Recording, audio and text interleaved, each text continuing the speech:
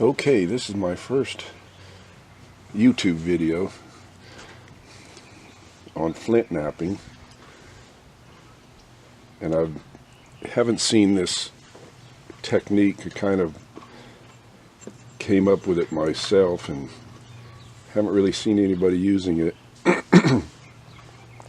So I just want to put it up there and see what people think. Maybe it'll help you out. It eliminates a lot of waste. It's all done by, as you can see, slab cut with stone saw, diamond stone saw. This piece I did with this technique that I'm going to show you, and you can see that it's very thin, and which is usually very easy to break. It's the first time I've made anything that long, and it came out real nice without breaking it in half. There's a piece from that I got from someone up near Bridgeport. Real nice. You can see it's real thin also. So what we're going to do, this has already been cut. I scored it with a diamond cut-off wheel. Scored it part way and then broke it off, snapped it. We can do the same thing just to show you.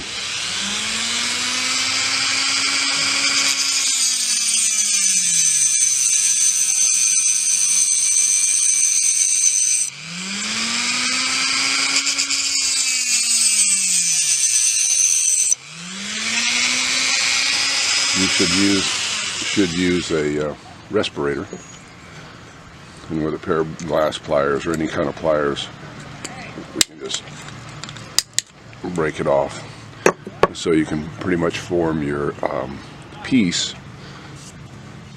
and not lose a lot of your edge the way that I'm going to do it. At this stage, I'm going to go and take it to a diamond wheel and straighten the edges out.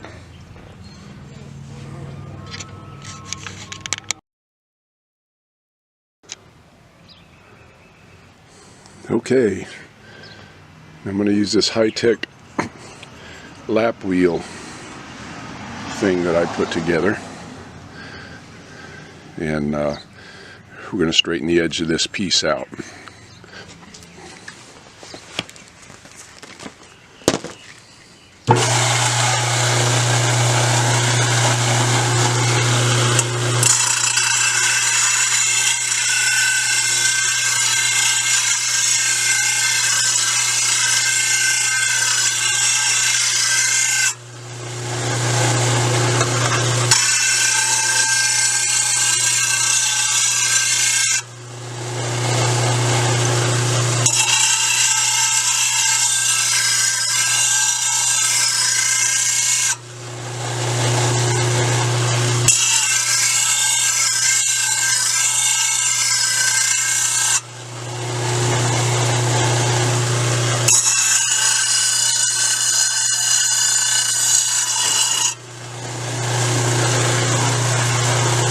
Okay, I think you get the idea. I'm going to finish this up and get right back.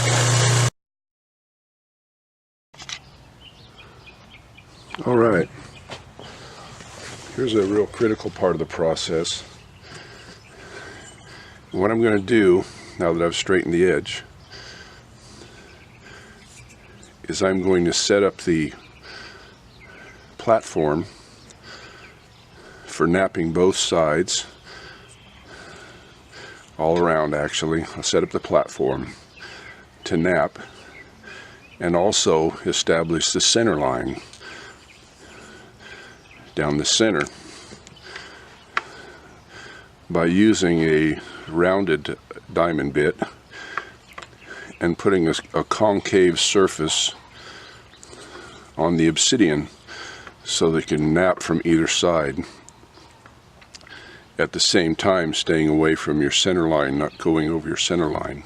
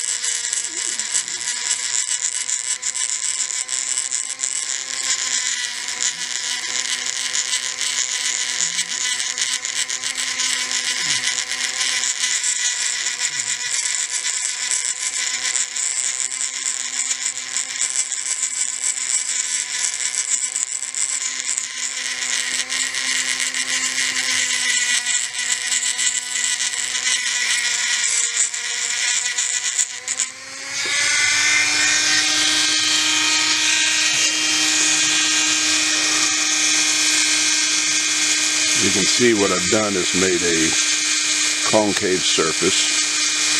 And I'll do that around both sides. I'll finish that and we'll get back and start knapping.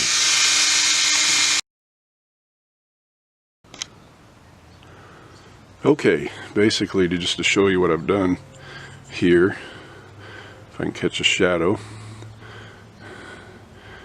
is I put a concave edge on the edge of the piece, which is going to give you a platform to knap from, and also establish basic center line, so when you're knapping, you're not knapping over into the other side and taking a chance of breaking your piece in two. It eliminates, I think, eliminates a lot of breakage. And here's what you have for that. So now I'll start the knapping. My knapping is probably a little backwards, having developed it myself, so keep knapping the way you do it.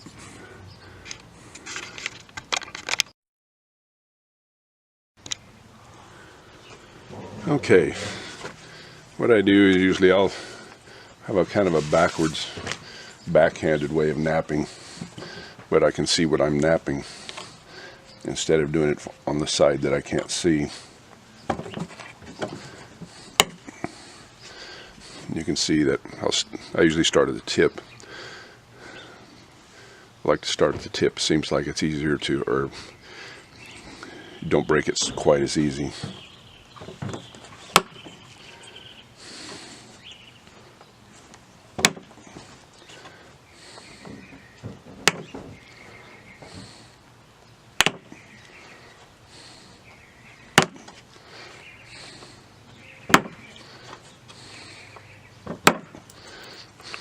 I force downward when I knap. This is the part that's probably real familiar to anybody that does any flint knapping, from amateurs like me to the ones that can do it paleo style.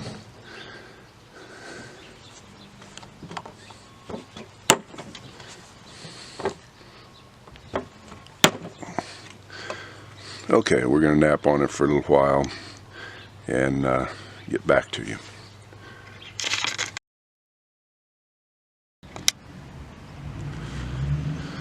Okay, I've napped the first set of flakes, and as you can see, there's a little bit of surface left that didn't quite get caught, didn't flake across, and hopefully we can catch that on the second set.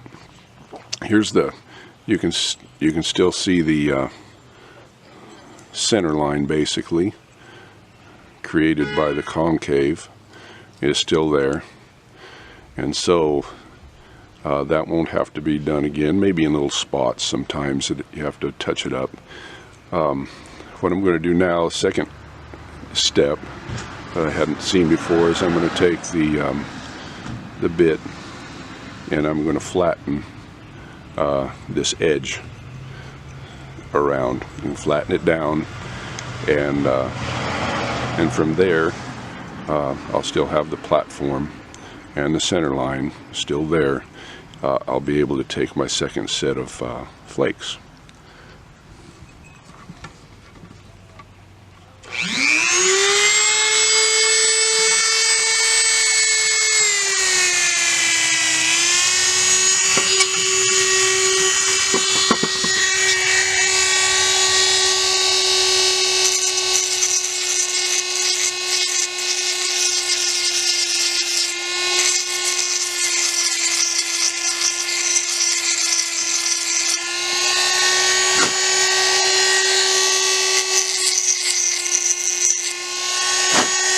What I do is I keep it at an angle because you don't want to hit back in here with your diamond. You don't want to scratch your surface.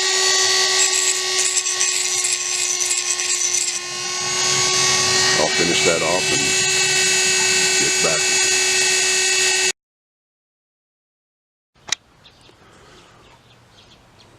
Okay. After dressing the edges, you can see that we still have a low area here for our center line, around there, and we have the platform still to take the flakes out of. Hopefully I'll be able to reach those areas I missed. Another thing that this does, I think, is I've knapped blades before from slab, and what you end up with is the knife edge having quite a shoulder on it. And with this, taking that off with the small diamond wheel, you're going to remove some of that shoulder, and you're going to have a sharper, a more tapered edge. And knapping from a slab, that's one of the things that is a problem, because if you're making the preforms, and which I don't know how to do, I notice you get a nice tapered, rounded piece before you start knapping. With a slab, you have a square edge, and you wind up with a kind of a bad shoulder, and I think this helps to take some of that off.